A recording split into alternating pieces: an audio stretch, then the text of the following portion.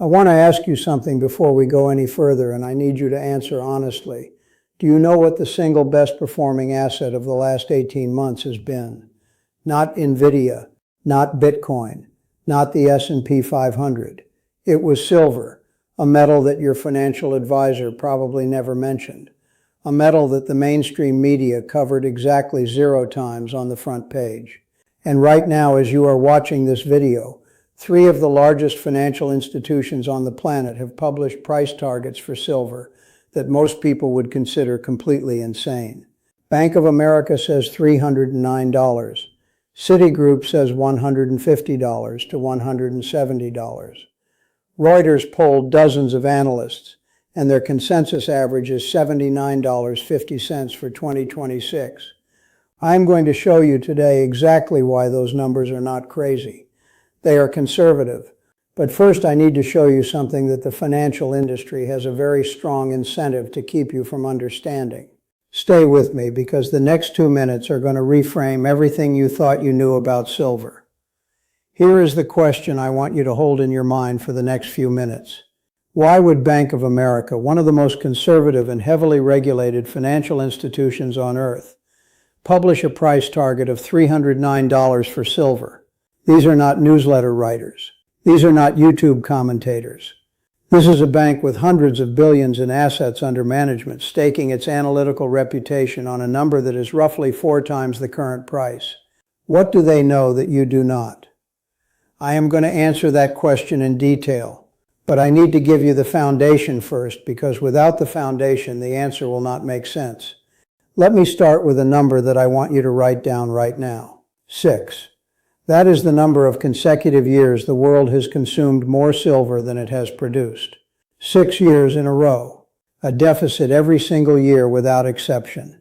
The Silver Institute, which is the most rigorous independent tracker of global silver supply and demand, projects the 6th consecutive annual deficit in 2026 at approximately 67 million ounces. That means the world is burning through silver stockpiles that took decades to accumulate. And here is the critical question I want you to sit with. What happens to the price of anything when the world uses more of it than it makes for 6 consecutive years? You already know the answer. You have known it since basic economics. So why is silver not already at $300? That answer is coming. And it is the most important part of this entire video. But first, I need to show you something about the physical market that almost nobody is talking about. The COMEX is the primary exchange where silver futures are traded in the United States. Think of it as the official scoreboard for silver prices globally. Right now, the registered silver inventory on the COMEX, meaning the metal that is immediately available for physical delivery, has fallen to levels that exchange analysts are formally flagging as stress territory. The coverage ratio, the percentage of open contracts that could actually be settled with physical metal, has dropped to 13.4%. Let me translate that for you. If every holder of a silver futures contract demanded physical delivery of their metal today, the COMEX could only deliver to roughly 1 in 7 of them. 1 in 7. And in January of this year, something happened that I need you to understand, because it tells you exactly how close to the edge this system already is. In a single week, 20% of available COMEX registered silver left the exchange. 20% in 1 week. The CME Group, which operates the COMEX, responded by hiking margin requirements on silver contracts, which forced leveraged traders to liquidate their positions and crush the silver price from $121 down to the $80s in a matter of days. Now, here is the question I want you to think about for the next 60 seconds while I give you the next piece of context. Who benefits when the silver price gets pushed down right at the moment? Physical inventory is disappearing. Think about that. We will come back to it. Here is the context you need to answer that question. The 5 forces driving silver demand right now are not cyclical. They are structural and permanent. Solar energy alone consumes 20% of annual global silver production. 1 in every 5 ounces mined on this planet goes into solar panels. And solar installation is not slowing. It is accelerating at a rate that the original demand models did not fully capture. Electric vehicles use roughly double the silver content of a traditional combustion engine vehicle. Every EV manufactured anywhere in the world uses more silver than the car it is replacing in the global fleet. AI data centers, the physical infrastructure of artificial intelligence, are consuming silver at a scale that was not in anyone's projection 5 years ago. 5G infrastructure requires silver in quantities that are still ramping up globally. And medical devices from surgical equipment to advanced diagnostics depend on silver's unique antimicrobial and conductive properties. Now here is the part that connects everything. China's silver imports in early 2026 reached their highest level in 8 years. The same China that just locked down silver exports with the most restrictive licensing regime in 25 years is simultaneously importing silver at record levels. A country that controls 60 to 70% of global refined silver exports is buying silver aggressively while restricting how much leaves its borders.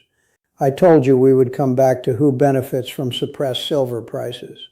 Now you have enough context to start forming your own answer. And in the next segment, I am going to show you the regulatory mechanism that makes the suppression not just possible, but mathematically inevitable under the current system. What I am about to explain is the most important structural shift in the silver market in 40 years. And I need you to stay with me through this because it is slightly technical, but the payoff in understanding is enormous. The regulation is called Basel III.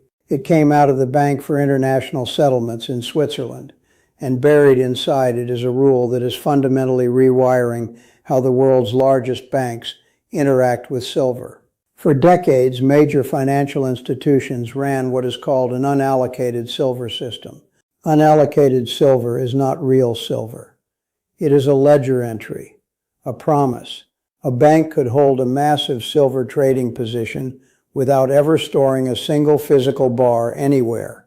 For every 1 ounce of real silver in the system, estimates suggest roughly 8 paper ounces were circulating in bank trading books.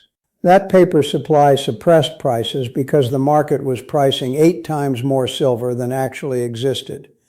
Under the old rules, this was a profit center for banks. They loved it. Under Basel III, the math changed completely. For every $100 of unallocated paper silver a bank holds, they must now keep $85 in cash or cash equivalents as a reserve. What was a profit center became a cost center. Several major institutions have already exited silver clearing entirely. This is documented public record. As they exit the paper market, they are being pushed toward physical allocated silver. Real bars, real weight, real metal that has to be mined and refined and stored. And here is the question I want you to sit with now. What happens to silver prices when the paper supply that has been suppressing them for decades starts disappearing and gets replaced by genuine, physical demand from institutions that have to hold real metal? You already know the structural answer. The question is timing. And timing is exactly what the next segment is about. Let me give you the data point that connects all of this to the $300 price target that Bank of America published. Between 2000 and 2011, silver went from roughly $4 per ounce to nearly $50 per ounce. A 1,100% move driven by a combination of supply deficits, industrial demand growth, and institutional recognition that the paper-silver system was misrepresenting the true scarcity of physical metal. In that cycle, the supply deficit was smaller than today. The industrial demand drivers were less diverse than today. The Basel III regulatory pressure on paper-silver did not exist. And the China factor, a country that now controls 60 to 70% of global refined silver exports, was not restricting exports the way it is today. Everything that drove the 2000 to 2011 cycle is present in the current setup, and several factors that did not exist in that cycle are now adding additional structural pressure. Bank of America's $309 target is not a guess.